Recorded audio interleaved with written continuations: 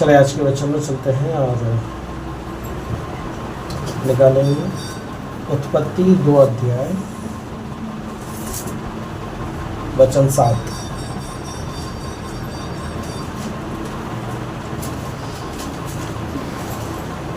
तब यहोवा परमेश्वर ने आदम को भूमि की मिट्टी से रचा और उसके नथनों में जीवन का श्वास फूंक दिया और आदम जीवित प्राणी बन गया। ओके, बाइबल बता रही है परमेश्वर ने आदम को भूमि में से बनाया,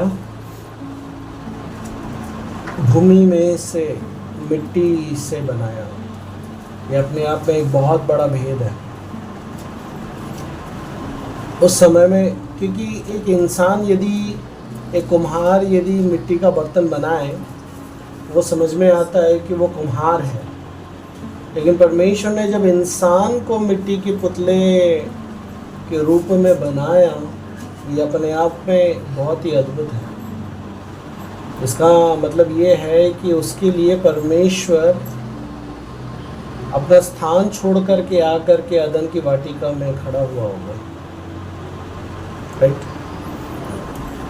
मतलब सबसे पहला इंसान को बनाने के लिए ही परमेश्वर को अपना जगह छोड़ करके आना पड़ा।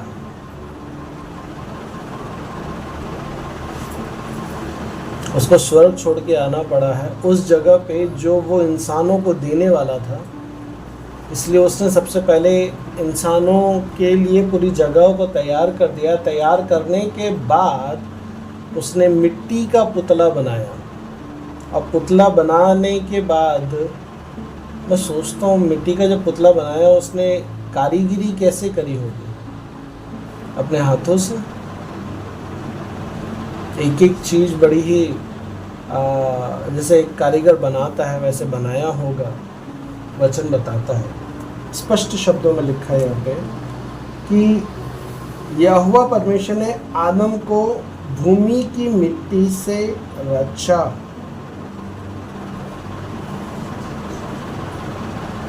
भूमि की मिट्टी से बनाया। एक क्या बनाया? पुतला। आज आप और मैं पुतले बनाते हैं तो पानी आती है, उसको बहा के जाती है। इंसान जब ईंटा बनाता है तो उसको ईंटा बनाने के बाद वो आग में डालता है ताकि वो पक जाए, और उसके बाद उसके ऊपर पानी भी पड़ेगा तो नुकसान नहीं होगा। लेकिन बाइबल बताती है परमेश्वर एक ऐसा कुम्हार है जिसने ना तो उसको आग के सांचे में डाला, ना उसने उसको धूप में सुखाने के लिए रखा, ना कुछ। उसने सिर्फ पुतला बनाया, सूखी मिट्टी से बनाया। कैसे बनाया होगा? बिना पानी के।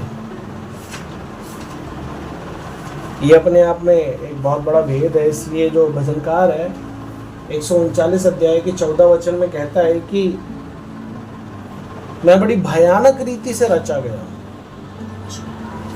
भयानक रीति से रचा गया मतलब आपका बनाया जाना बड़ा ही अद्भुत रहा है। आदम का बनाया जाना बड़ा ही अद्भुत रहा। सिर्फ आदम का बनाया जाना ही अद्भुत नहीं है, आपका खुद का भी, आपकी माँ के गर्भ में बनना भी बड़ा अद्भुत रहा है।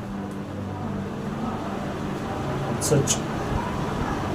कैसे परमेश्वर ने आदम को बनाया वो अद्भुत था, वैसे ही परमेश्वर जब एक माँ की गर्भ के अंदर एक बच्चे को बनाता है वो भी अपने आप में बहुत ही अद्भुत है। आपको नहीं पता किस तरीके से, हमको नहीं पता किस तरीके से वो चीज़ें अपने आप बनते जाती हैं गर्भ के अंदर। और एक टाइम पीरियड रखा गया 9 मंथ। क्यों रखा गया? आदम को तो परमेश्वर ने तुरंत में बना करके खड़ा कर दिया। तो यहाँ पे भजनकार बड़ा अच्छी बात बोलता है। एक बार वचन निकालना, 139 अध्याय का 14 वचन पढ़ना। क्या कहते हैं? 14 में मैं तेरा धन्यवाद करूंगा इसलिए कि मैं भयानक और अद्भुत रीति से रचा गया हूँ। ओके,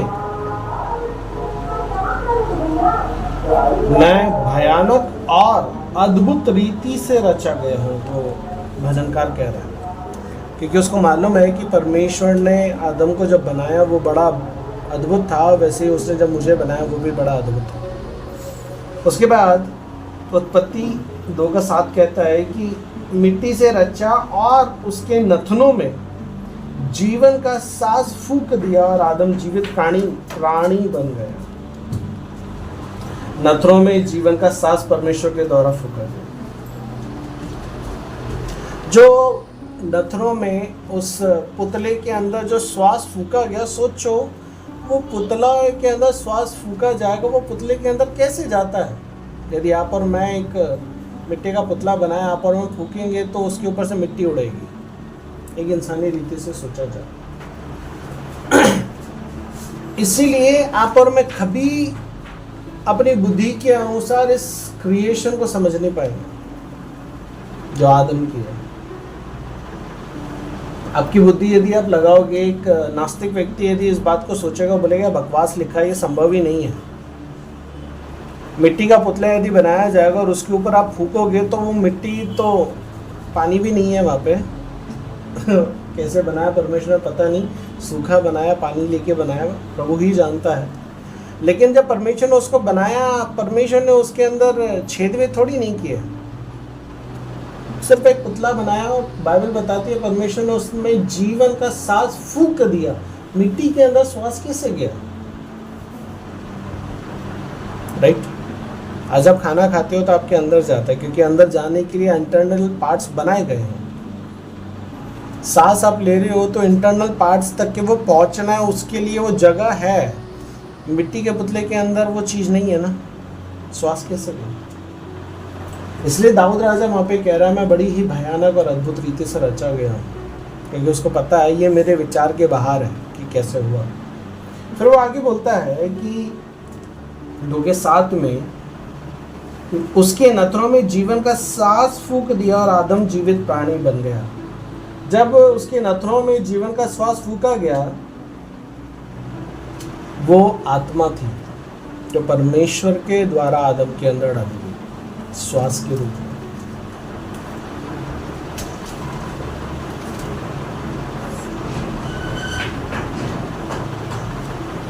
परमेश्वर का जो आत्मा आदम के अंदर डाला गया और फिर वो आदम जो है एक जीवित प्राणी बना, अन्यथा वो एक मिट्टी ही था। और जब आत्मा उसके अंदर गया, बाइबल बताती है वो तब जाकर के वो एक जीवित प्राणी बन पाया। मतलब मिट्टी जो है एक प्राणी के रूप में कन्वर्ट हो गई। अब यदि इसको पिक्चर के रूप में यदि इमेजिन करोगे, आप सोचोगे ये कैसे संभव हुआ। इंसानी रीति से इस चीज़ को समझ पाना बड़ा मुश्किल है कि परमेश्वर ने कैसे किया। लेकिन जब तक कि परमेश्वर ने इस चीज़ को किया, आदम जब तक कि परमेश्वर के अधीनता में था, वो बड़ा ही फलवंत था, बड़ा ही आशीषित था, बड़ा ही लाडला था परमेश्वर का। सब कुछ बहुत ठीक चल रहा था जब तक वो परमेश्वर की अधीनता में था। लेकिन जैसे ही वो व्यक्ति परमेश्वर की अधीनता से बाहर निकलता है, जैसे वो व्यक्ति पाप में, गुनाह में चला जाता है, सब कुछ चेंज हो जाता है, परिस्थितियां पूरी तरीके से बदल जाती हैं। अब सोचो, जब तक वो परमेश्वर की अधीनता में था, उसने कोई गुनाह नहीं किया, तब सब कुछ बड़ा ही मस्त चल रहा था। कोई दिक्कत नहीं, कोई परेशानी नहीं, किसी भी प्रकार का कोई टेंशन नहीं। जाओ जाकर के पेड़ के फल तोड़ लो, खा लो, पानी बह रहा है पी लो, आराम की ज़िंदगी, कोई पाप नहीं, कोई गुनाह नहीं, कोई अपराध नहीं, किसी भी प्रकार का कुछ भी नहीं। लेकिन जैसे ही परमेश्वर के वचन के खिलाफत में वो गया, सब कुछ छीन लिया गया उससे। छीना जाने का कारण क्या था? उसने गलती करी। छीना जाने का कारण क्या था? उसकी गलती, कि उसने परमेश्वर की बात को ना मानकर अपने पत्नी की बात को माना। जब परमेश्वर ने आदम के अंदर फूका, तब आदम के अंदर आत्मा आई, लेकिन इंसान जो है वो 3 रीति से बना हुआ है, 3 चीजों से बना है। मालूम है कौन कौन सी? आत्मा और प्राण और शरीर। हाँ, शरीर, देह, प्राण और आत्मा। देह मतलब ये शरीर, प्राण जिसको आप और मैं मन भी बोलते हैं, और तीसरी चीज है आत्मा। ये 3 चीज मिलकर के आपको मेरे को बनाती है। तो परमेश्वर ने उसके अंदर क्या फूका? आत्मा फूका। और जैसे ही आदम जो है गलती किया, गलती करने के बाद जैसे ही वो निकला अपनी ज़िंदगी जीने के लिए, अब उसके ऊपर आत्मा का कंट्रोल नहीं है, अब उसके ऊपर प्राण और देह का कंट्रोल आ गया। पहले आत्मा के कंट्रोल में था, इसलिए सब कुछ परमेश्वर के मुताबिक कर रहा था, लेकिन जैसे उसने गलती करी है, अब आत्मा निष्क्रिय हो गई है और अब देह और प्राण जो है वो वर्क करने लगा। इसलिए आज दुनिया में जो लोग हैं वो देह और प्राण के भरोसे पे अपनी दुनिया को जी रहे हैं क्योंकि उनके ऊपर परमेश्वर की आत्मा का कोई कंट्रोल नहीं है।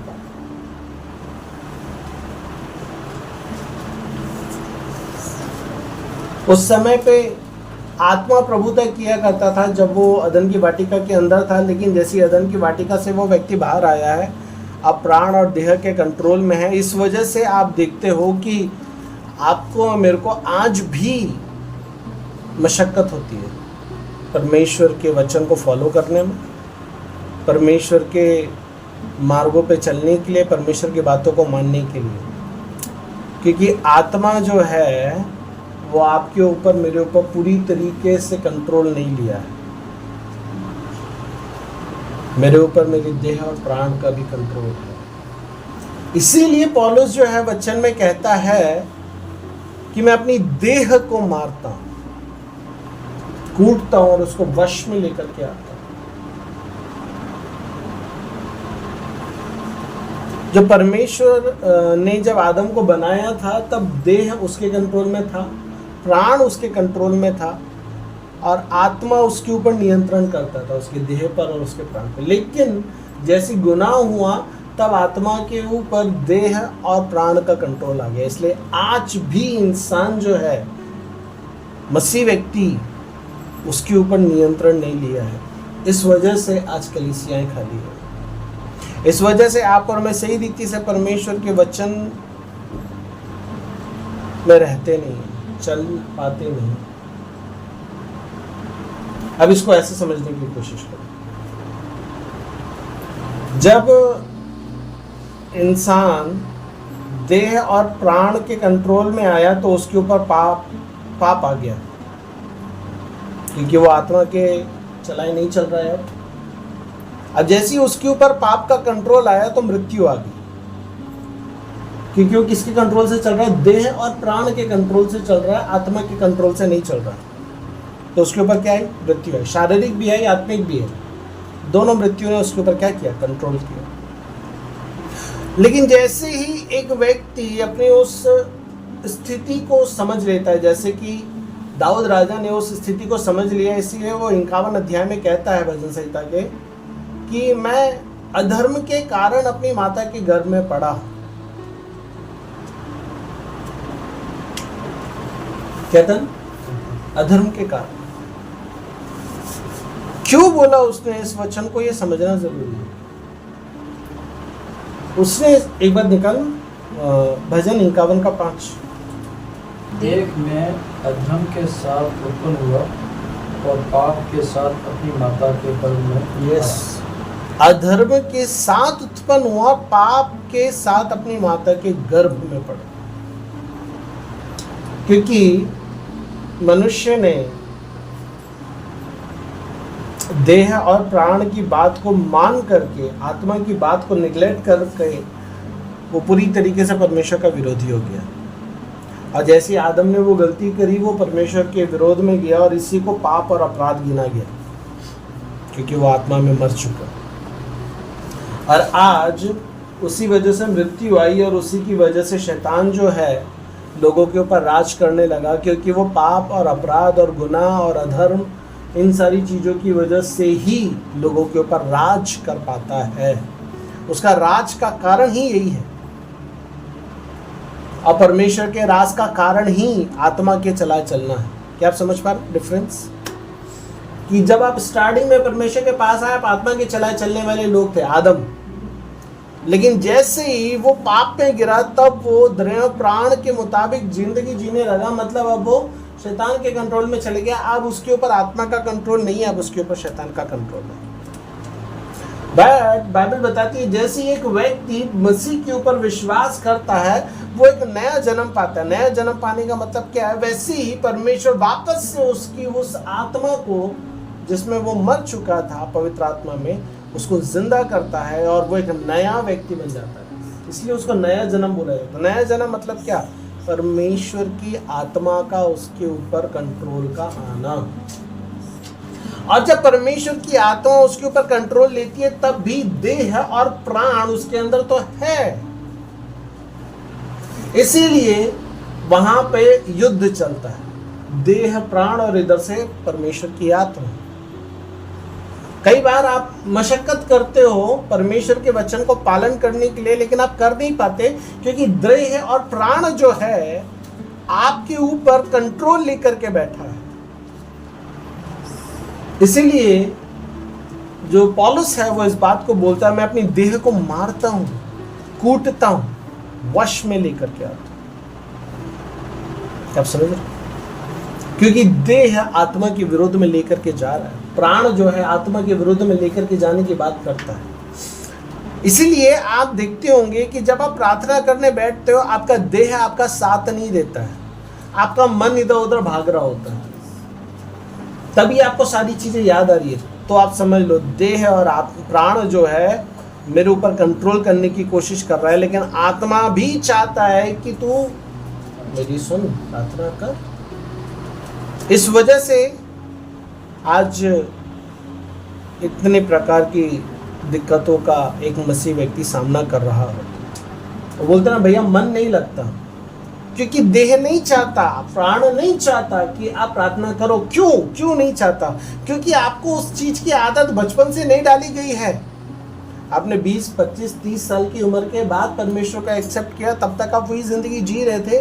तब देह जैसा बोल रहा था, प्राण जैसा बोल रहा था, आप जी रहे थे, आप चल रहे थे, आप कर रहे थे। तो अब वो अपनी मनमानी करने के आदी हो गए हैं। लेकिन जैसे ही आपने मसीह को अपनाया, परमेश्वर का आत्मा आपके ऊपर कंट्रोल लेने की कोशिश करता है, और आत्मा बोलता है प्रार्थना कर। देह और प्राण बोलता है तूने आज तक नहीं करी, अब कैसे करेंगे? जब आप परमेश्वर के वचनों के मुताबिक चलने की कोशिश करते हैं और आप सोचते हैं मैं झूठ नहीं बोलूंगा, लेकिन कई बार सिचुएशन ऐसी आ जाती है कि प्राण और देह जो है वो आपको मजबूर कर देता है झूठ बोलने के। इस वजह से इन दोनों में हमेशा टकरार रहती है। इसका सामना पौलुस ने भी किया है, इसका सामना यीशु मसीह ने भी किया है। इसलिए वो बोल रहा है, हो सके तो ये प्याला मुझसे हट जाए प्रभु। क्या आप समझ रहे? फिर भी मेरी नहीं प्रभु, तेरी मर्जी पूरी हो। क्योंकि उसको पता है कि आत्मा से अलग होने का समय आ जाएगा जब मैं इस मुसीबत का सामना करूंगा। तब मेरे ऊपर देह और प्राण का कंट्रोल आ जाएगा, आत्मा का कंट्रोल चला जाएगा। क्योंकि वो पाप को अपने ऊपर ले लेगा ना, और जब पाप को अपने ऊपर ले लेगा तो आत्मा का कंट्रोल कैसे होगा? परमेश्वर उसको छोड़ के चला जाए, और वो उस सिचुएशन से डर रहा है, इसलिए वो बोलता है कि इसका कंट्रोल मेरे ऊपर ना आए, क्योंकि पिता मैं तुझसे अलग नहीं होना चाहता। उसको आत्मा की इतनी भूख थी, परमेश्वर का इतना भूख था कि वो अलग होना नहीं चाहता था, इसलिए वो बोलता है। उसको डर शरीर का नहीं था, प्राण का नहीं था, डर ये था उससे अलग नहीं होना है। और सेम डर पौलुस को भी था, इसलिए वो बोलता मैं अपनी देह को मारता हूं, कूटता हूं, वश में लेकर के। मतलब मारता कूटता का मतलब वो डंडा मार रहा नहीं है, मतलब बहुत सारी परिस्थितियां उसकी लाइफ में ऐसी आती है जहां पे उसको अपने आप को कंट्रोल करना होता है। जैसे कई बार जब आपके मेरे सामने लजीज खाना आ जाता है, तब आपसे एक रोटी ज्यादा खिला जाती है, तब आप ज्यादा खा लेते। क्यों? शरीर जो है टेस्ट का आदी है, तब आप एक्स्ट्रा खाने से नहीं डरते हो। बाकी समय में आपका खाना एक रोटी कम हो जाएगा, चलेगा, और आप एक्सेप्ट कर लेते हो, चलो कोई नहीं। लेकिन जब कुछ चीज फेवरेट आ जाती है, तब एक रोटी दो रोटी भी एक्स्ट्रा की चली जाती है, बाद में पेट भी खराब हो जाता है। तो आप एक जब नई सृष्टि बनते हो, तो आपको इन सारी चीजों का सामना करना पड़ जाता है। जैसा कि वचन में भी लिखा है, 1 कुरिन्थियों के 6 अध्याय के 20 वचन में लिखा है। एक बार निकालना, क्या लिखा है?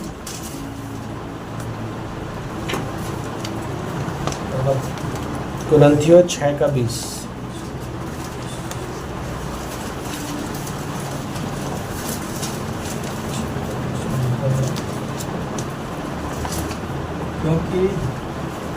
क्योंकि दाम देकर मोल लिए गए हो, इसलिए अपनी देह के द्वारा परमेश्वर की महिमा करो। ओके, आप छुड़ा लिए गए हो।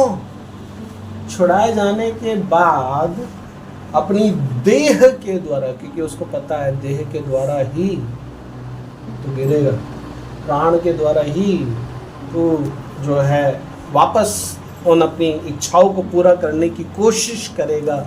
इस वजह से वो बोल रहा है, अपनी देह के द्वारा क्या करो? अपने परमेश्वर की महिमा करो, अपनी देह के द्वारा, अपने प्राण के द्वारा।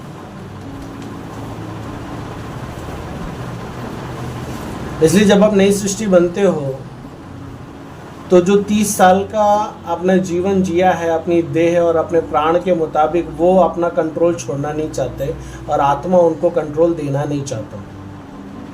इस वजह से आपको मेरे को कई प्रकार की समस्याओं का सामना करना पड़ता है, प्रार्थना में, आज्ञाओं को मानने में, अपने शरीर की कंट्रोल करने में, सुबह को उठने में, संगति को आने में, सारी चीज़ों में। क्योंकि आत्मा तो चाहता है कि आप जाना है, लेकिन प्राण और देह तैयार नहीं है। वो बोलते कोई नहीं, थोड़ा लेट हो जाएंगे, कोई दिक्कत नहीं। वो बोलते हैं कोई नहीं, पहले शरीर की इच्छा को पूरा करेंगे, परमेश्वर की इच्छा तो पूरा करने के लिए जिंदगी है। वो इस तरीके से आपको लुभाने की कोशिश करते हैं, और आप ये सोचते हो ठीक है। और यही रीज़न है कि आज एक मसीह व्यक्ति जो है मसीह वातावरण में पूरी तरीके से आ नहीं पा रहा है, क्योंकि वो देह और आत्मा के ऊपर लगाम नहीं लगा रहा है, और आत्मा को पूरी तरीके से कंट्रोल नहीं दे रहा है। समझ रहे हो? आपके प्राण के अंदर जो है भावनाएं, बुद्धि और इच्छाएं होती हैं प्राण के अंदर। इसलिए आपका मन जो है ना, आपके मन से कोई चीज आती है, तो कई बार लोग बोलते हैं ना, भैया मेरा मन नहीं था इसलिए मैं नहीं आया, भैया मेरा मन नहीं था इसलिए मैंने नहीं किया। एक मसीह व्यक्ति प्राण के अनुसार जीने वाला व्यक्ति नहीं होता है, परंतु एक मसीह व्यक्ति प्राण को परमेश्वर के कंट्रोल में लाने वाला एक व्यक्ति होता है। एक मसीह व्यक्ति प्राण को परमेश्वर के कंट्रोल में लाता है, ना कि एक मसीह व्यक्ति प्राण के कंट्रोल में अपने जीवन को जीता है। प्राण और देह बोलेगा, लेकिन एक मसीह व्यक्ति उसकी नहीं सुनेगा। मसीह व्यक्ति वो सुनेगा जो आत्मा के अंदर से परमेश्वर के वचन निकल करके आते हैं, परमेश्वर की बातें निकल करके आती हैं, क्योंकि वो आत्मिक व्यक्ति बना दिया गया ना। इसलिए वो बोलता है अब तुम आत्मा के चलाए चलो। जो आत्मा के चलाए चले वही परमेश्वर के पुत्र है करके लिखा है ना। जो आत्मा, क्योंकि इंसान 3 चीज से बना है, मैंने बताया ना, देह, प्राण और आत्मा।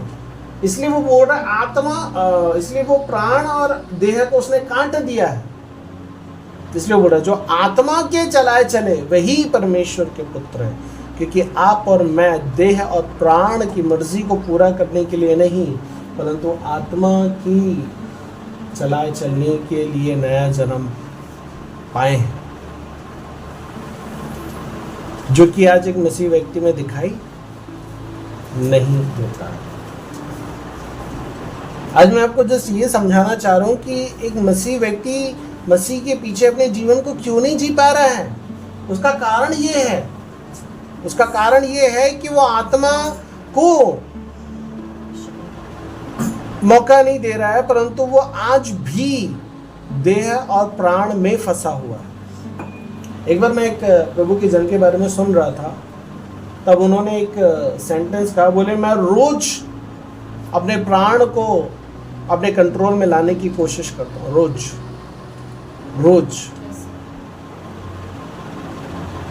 वो जो भी बोलता है मैं उसको पूरा करने की इच्छा नहीं रखता, परंतु जो आत्मा मेरे को बोलता है मैं उसको पूरा करने की कोशिश करता हूँ। और उसको कंट्रोल में लाने के लिए मुझे समय लगा,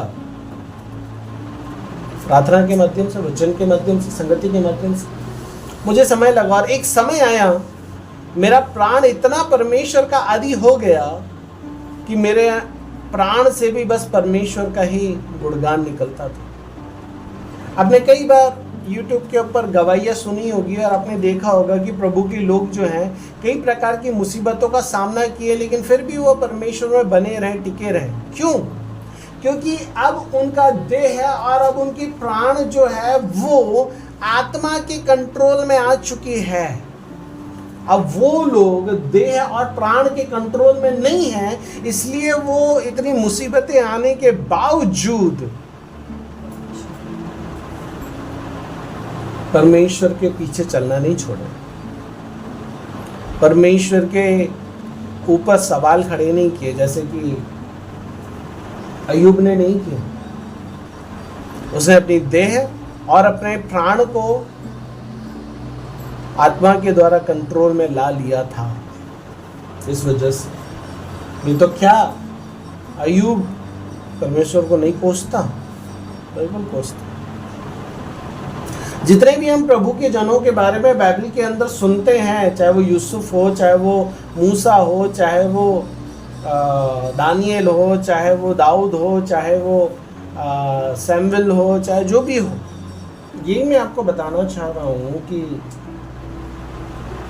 प्राण जो है, देह जो है, वो आपके ऊपर, मेरे ऊपर कंट्रोल लेने की कोशिश करता है। लेकिन आपको जो पवित्र आत्मा दिया गया है, जैसे आपने नया जन्म पाया, अब ये आपकी जिम्मेदारी है कि उस पवित्र आत्मा के द्वारा आपको प्राण और देह को कंट्रोल में लेकर के आना है। जिस तरीके से पौलुस ने लाया और भी प्रभु के जनों ने लेकर के आया, आपको भी लेकर के आने की ज़रूरत है। प्राण के अंदर भावनाएं होगी, इच्छाएं होगी, बुद्धि होगी, बिल्कुल होगी। देह जो है आपकी 5 इंद्रियों से बनी हुई है। 5 इंद्रियां मालूम है? 5 सेंसेस। हाँ, क्या है बताओ? आंखें और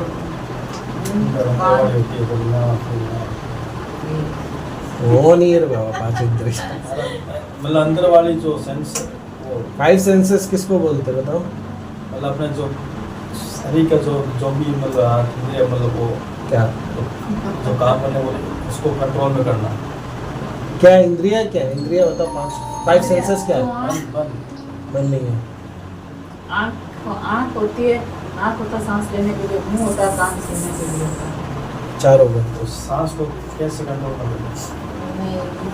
नहीं, सही है। मैं जो बोल रहा हूँ 5 सेंसेस क्या होते हैं वो मालूम है? क्या होते हैं 5 सेंसेस? आँख, मुंह, नाक, कान और टेस्ट, जी, ये आपके मेरे 5 सेंसेस, जिसके द्वारा हम शरीर से जीते। और जो प्राण है उसके 5 सेंसेस है, 3 सेंसेस है, बुद्धि, भावनाएं और एक और चीज क्या है? इच्छा। समझ में आ रहा है? देह के 5 सेंसेस है, प्राण के 3 सेंसेस है, बुद्धि, भावनाएं, है ना, अच्छी भावनाएं, बुरी भावनाएं, और तीसरा इच्छाएं, जिसके द्वारा इसने आपके ऊपर, मेरे ऊपर कंट्रोल रखा। लेकिन परमेश्वर बोलता है इन सारी चीजों को आत्मा के द्वारा तुझे कंट्रोल में लाना, ये तेरी जिम्मेदारी है, मैंने आत्मा दिया है। इसलिए पौलुस आत्मा के द्वारा इन सेंसेस को, इन भावनाओं को, बुद्धि को, इच्छाओं को कंट्रोल में लाने की कोशिश करता है। पौलुस जो एक आरामदायक ज़िंदगी जिया है, उसको इतना कष्ट भरी ज़िंदगी जीना बहुत कठिन था, बहुत मुश्किल था। आपको ध्यान नहीं होगा, यदि कभी आप पौलुस की मूवी देखोगे तो वहाँ पे आपको पौलुस के बारे में जानकारी मिलेगा। वो एक बहुत ही नामी व्यक्ति था अपने समय में, एक नामी अधिकारी था। गमलीएल के चरणों के नीचे बैठ करके सीखना बोलना, तो वो अपने आप में बहुत ही रुतबा रखने वाला एक व्यक्ति था। जिस तरीके से आज एक कलेक्टर होता है ना, उस तरीके से एक अधिकारी पद में रहने वाला एक व्यक्ति था वो।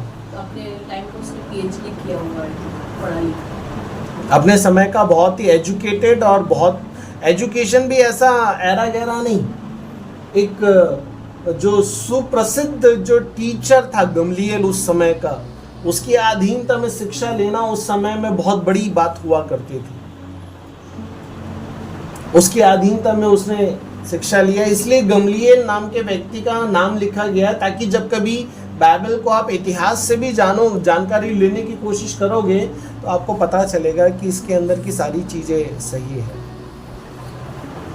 क्या आप समझ रहे?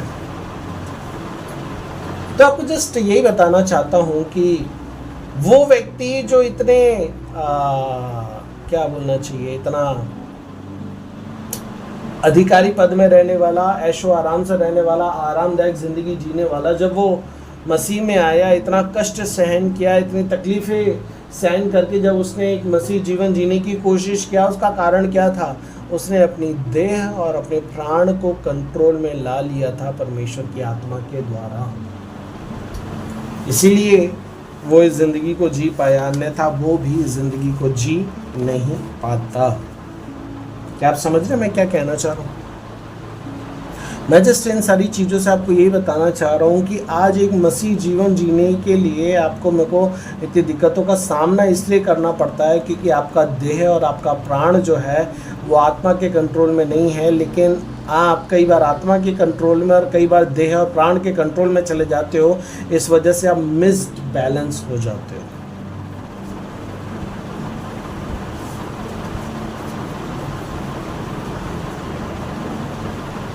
जब आपको जिलाया गया तो आपकी आत्मा के अंदर कुछ भी पाप नहीं था। आपकी आत्मा के अंदर से सारी नकारात्मक चीज़ों को निकाल दिया गया। आपके अंदर का सारा जो पाप की भावना है, पाप की चीज़ें जो हैं वो निकाल दी गई। लेकिन जो आपका प्राण है अभी भी उसके अंदर वो पुराना स्वभाव, पुरानी चीज़ें वो बाकी है। इसीलिए जो दाऊद है वो कहता है कि मैं पाप के कारण अपनी माता के घर में पड़ा। प्राण जिंदा है। क्या आप समझ पा रहे? प्राण के अंदर अभी भी पुरानी बातें जिंदा है। प्राण के अंदर अभी भी पुराना स्वभाव, पुरानी बुद्धि, पुरानी सोच जिंदा है। इस वजह से एक मसीह व्यक्ति को आज प्रार्थना के लिए, संगति में जाने के लिए, खुदा के हुजूर में बैठने के लिए, वचन पढ़ने के लिए, परमेश्वर के लिए आगे आने के लिए दिक्कतों का सामना करना पड़ता है। कनेक्ट कर पा रहे, समझ पा रहे स्टोरी क्या समझाना चाहते हैं?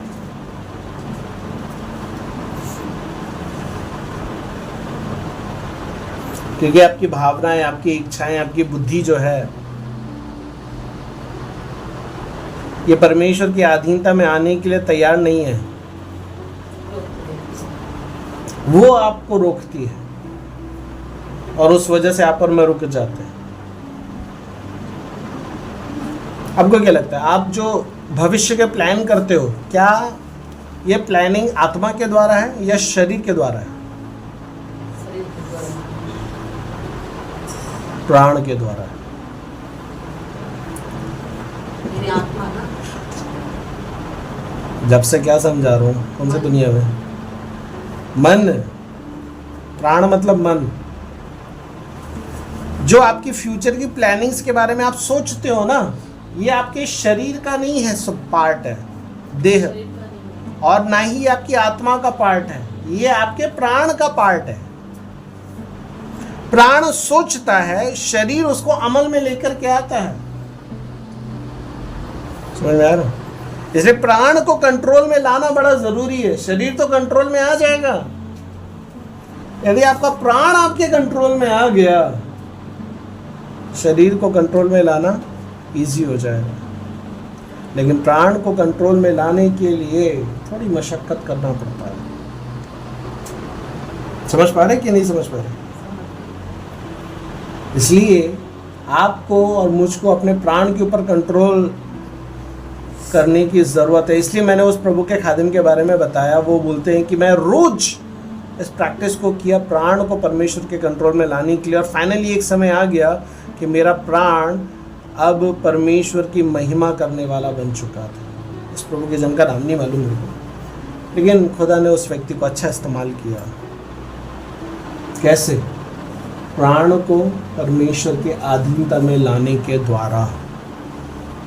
उसके बिना आप और मैं कभी भी वो जीवन नहीं जी पाएंगे।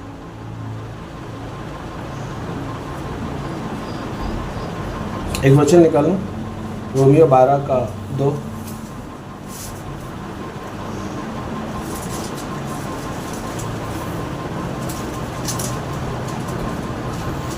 इस संसार के सदस्य ना बनो। इस संसार के सदस्य ना बनो। ये किसके लिए कह रहा है? आगे बढ़ो। परंतु तुम्हारे मन के नए हो जाने से तुम्हारा चाल चलन भी बदलता है। ओके, ये मसीह लोगों से कह रहा है, इस संसार के सदस्य ना बनो, इस संसार के जैसे ना बनो, क्योंकि संसार जो है वो देह और प्राण के अनुसार जिंदगी जीता है। वो मन के चलाए चलते हैं। मन बोलता है नशा कर लो, कर लेते हैं। मन बोलता है तलब लग रही है, शराब की पी लेते हैं। मन बोलता है ये देखने का मन कर रहा है, देखने चले जाते हैं। मन बोलता है खाने का मन कर रहा है, खा लेते हैं। मन बोलता है घूमने का मन कर रहा है, घूमने चले जाते हैं। मन बोलता है गाली बकने का मन कर रहा है, गाली बकते हैं। मन बोलता है झगड़ा करने का मन कर रहा है, कर लेते हैं।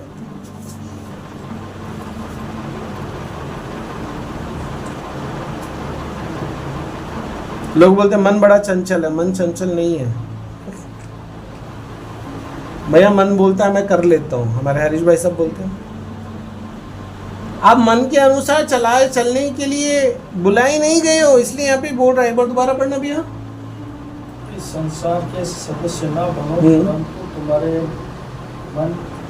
मन के नए हो जाने से तुम्हारा चाल चलन भी बदलता जाए।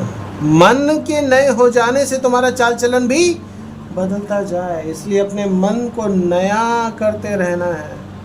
परमेश्वर की आत्मा जब आपके अंदर आई है, उसके द्वारा अपने मन को, मतलब अपने प्राण को परमेश्वर के कंट्रोल में लाना आपकी जिम्मेदारी है।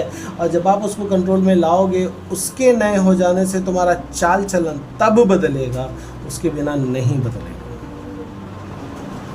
जब तक तुम्हारा मन, प्राण जो है वो उस कंट्रोल में नहीं आएगा आत्मा के, तब तक के आपका जीवन, आपकी बातें, आपका चाल चलन, आपका चरित्र चेंज नहीं होगा। क्या आप समझ पा रहे हैं भैया? मन नया कैसे होगा? सवाल तो यही है। सब तो स्टोरी बता दी कि मन हमको गड़बड़ कर रहा, मन हमको गलत लेके जा रहा, मन हमको सही नहीं कर होने दे रहा। मन कैसे बदलेगा?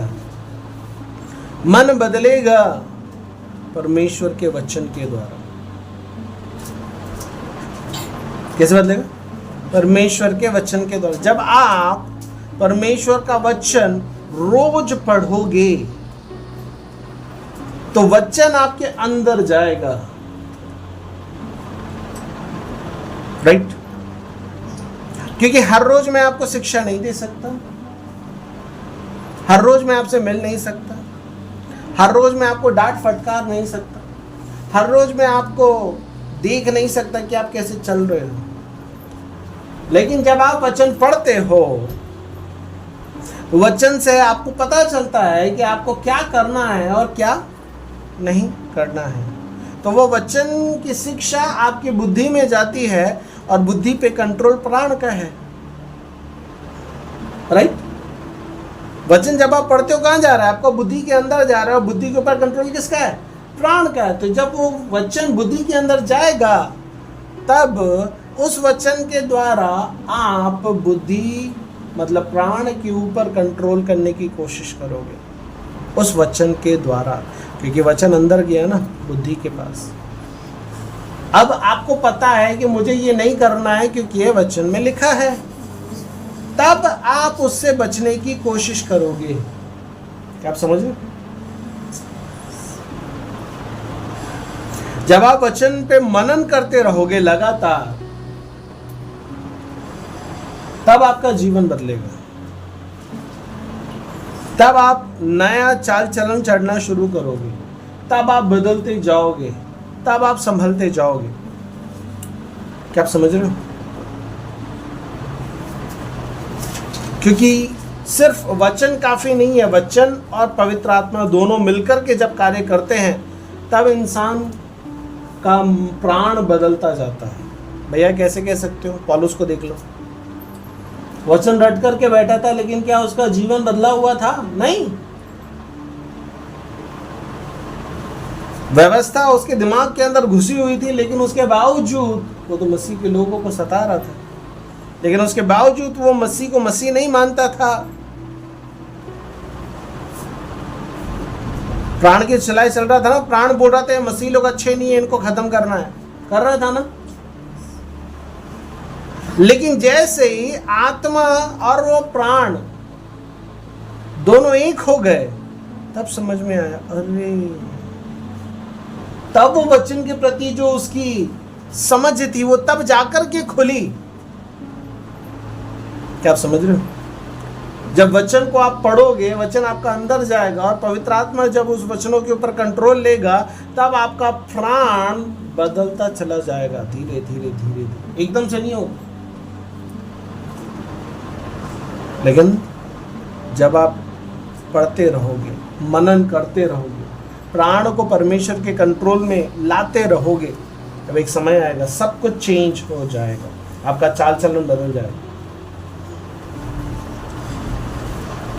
और जैसे जैसे आपका चाल चलन बदलते जाएगा, आप मसीह के स्वभाव में बदलते चले जाओगे, आत्मा के चलाए चलने वाले एक व्यक्ति हो जाओगे, क्योंकि आपका प्राण जो है वो अब आपके कंट्रोल में है, देह जो है वो आपकी आत्मा के कंट्रोल में है, और अब आप बदलते जा रहे हैं।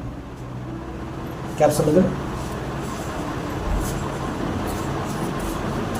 अभी आपके पास आत्मा तो है, लेकिन आप वचन नहीं पढ़ रहे हो, वचन पे मनन नहीं कर रहे हो, इसीलिए आप और मैं आज भी इतना समय होने के बावजूद परमेश्वर में उतनी गहराई से जड़ नहीं पकड़ पाए हैं जितना आज 3-4 साल के अनुसार आपको मेरे को हो जाना चाहिए था।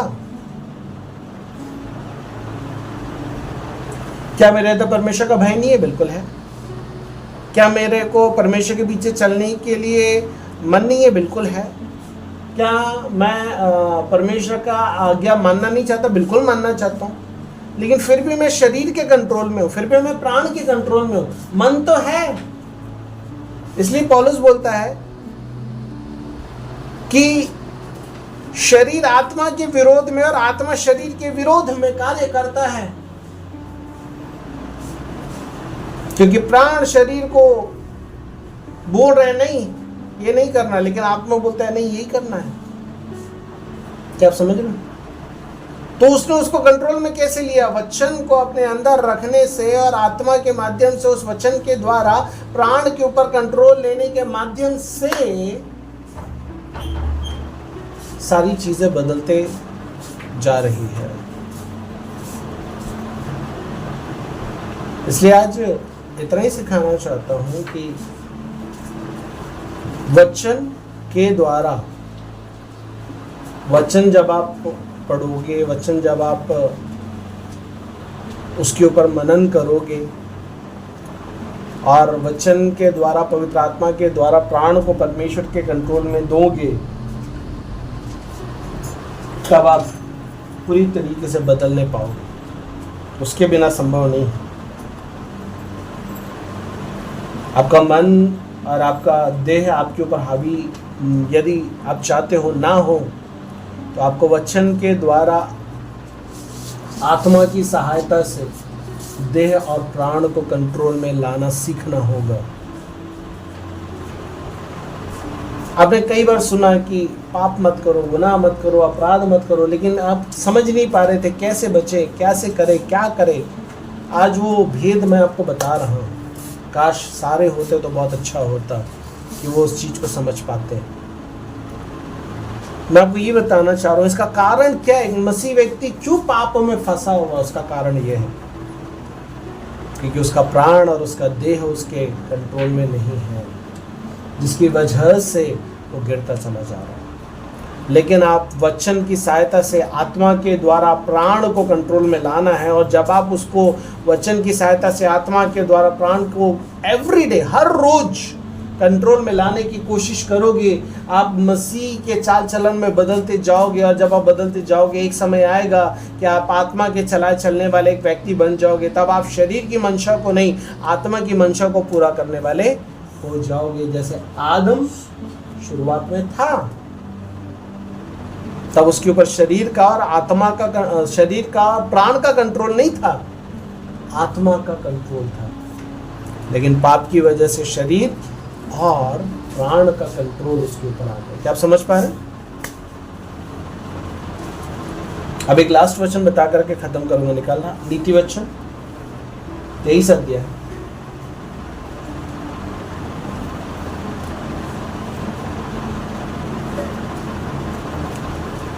उसका 7 वचन,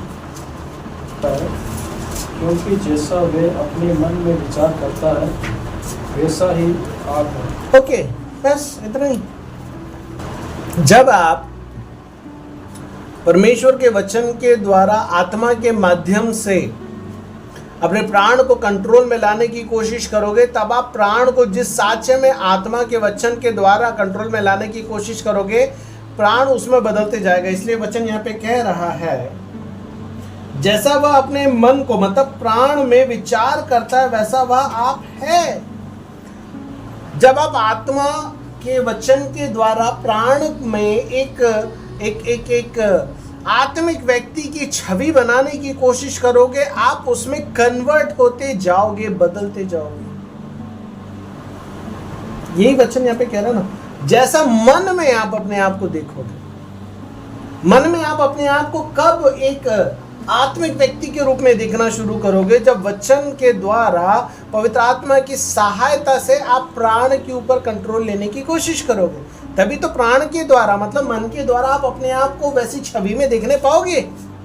उसके बिना कैसे संभव है? और जब आप अपने प्राण को वैसी छवि में देखने पाओगे, तभी तो आपके प्राण के द्वारा वो चीज होने पाएगी। इसलिए तो भजनकार कहता है, मेरे मन, शरीर को नहीं बोल रहे, हे मेरे प्राण यहोवा को धन्य कह। प्राण से खुदा की महिमा जिस दिन निकलना शुरू हो जाएगी, उस दिन दुनिया की कोई ताकत आपको बदलने से रोक नहीं पाएगी। लेकिन तब तक क्या रुकावट है? तब तक के रुकावट है। इसलिए अपने मन को, अपने प्राण को परमेश्वर की आत्मा के वचन के द्वारा कंट्रोल में लेकर के आने की कोशिश करो। हर रोज इसको खुदा के हाथों में दे, और हर रोज इसके लिए प्रार्थना करे, और खुदा आपके जीवनों को बदल देगा, पूरी तरीके से चेंज कर देगा। इतने ही बता करके जल्दी से ख़त्म करना चाहता हूँ कि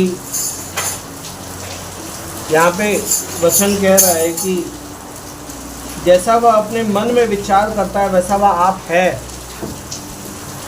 जब तक कि आप अपने मन में अपने आप को एक जयवंत जीवन जीता हुआ नहीं देखेंगे, तब तक आप कभी एक जयवंत जीवन नहीं जी पाएंगे मसीह में।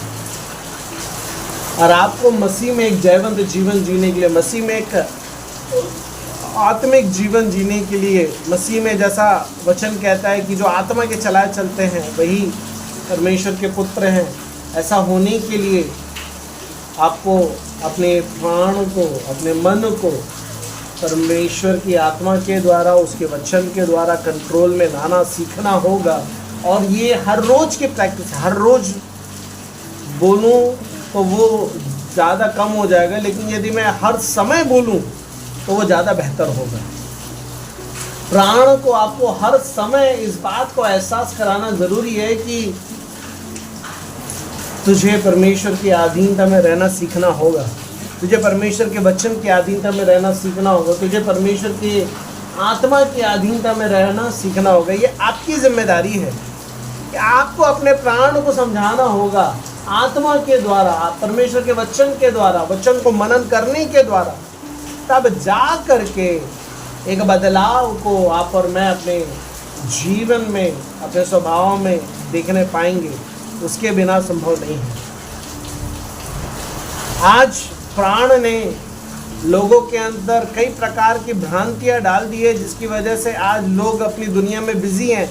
मसीह लोग बिजी हैं, संसार के लोग बिजी हों समझ में आता है, वो देह और प्राण के कंट्रोल में, लेकिन आज मसीह लोग भी देह और प्राण के कंट्रोल में हैं, जिसकी वजह से वो अपनी दुनिया को सिक्योर करने में बिजी है, जो इस बात का पुख्ता सबूत है कि आज वो आत्मा के कंट्रोल में नहीं, देह और प्राण के कंट्रोल में है।